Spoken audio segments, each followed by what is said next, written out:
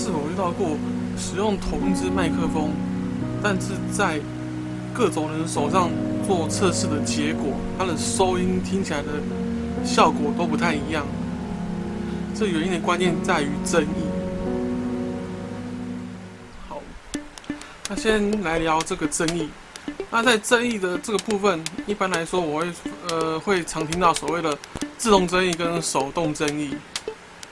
好，那什么是自动增益跟手动增益？简单来说，要看你的录影设备或者是收音设备，它本身有没有增益的控制。大部分我们听到增益这名词，通常都是从这个外接麦克风上面所听到的。那外接麦克风它可能会有这个可以设定说它增益的强与弱，你可以把这个增益想象成就是控制声音的预设的大小。好，那我在第一次接收这个麦克风外接麦克风的时候，是从这台开始的。这台是 Sony 的运动摄影机，然后它本身是有可以设置外接这个麦克风的功能，它这边有这个外接麦克风的这个接口。那这个时候呢，我就遇到一个问题，就是说，像我买的这个 Secure 的 UA102的指向式麦克风，好，我在官方的这个测试跟我自己的测试，我发现到这个收音上有一个很大的不同。但当时我在录我自己的麦克风测试的时候，其实我并不知道，其实这个就是增益控制上的一个差异性。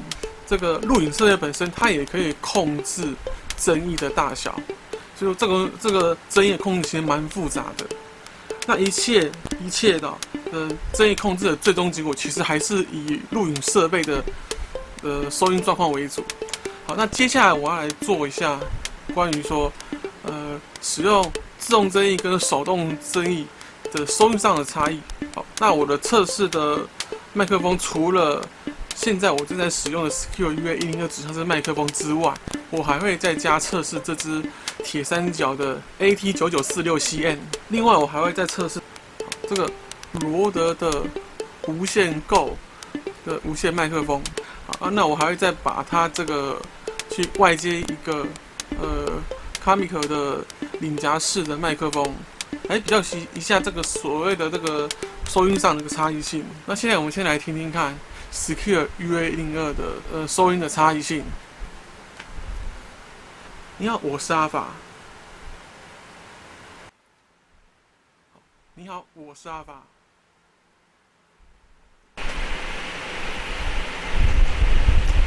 来，现在所听到的收音是来自于铁三角的 AT9946CN。你好，我是阿法。你好，我是阿法。现在所听到的声音是来自于罗德的无线 Go 无线式麦克风的收音。你好，我是阿法。好，你好，我是阿法。现在所听到的收音是来自于这个 Rode 的无线 Go 的无线麦克风去外接 Comic 的领夹式麦克风。你好，我是阿法。你好，我是阿法。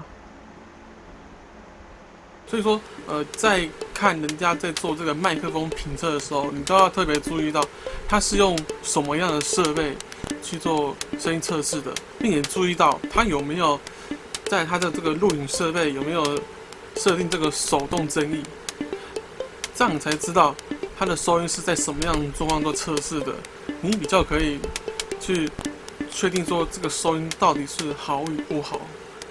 那以上就是我这个增益的一个差异的测试，给大家。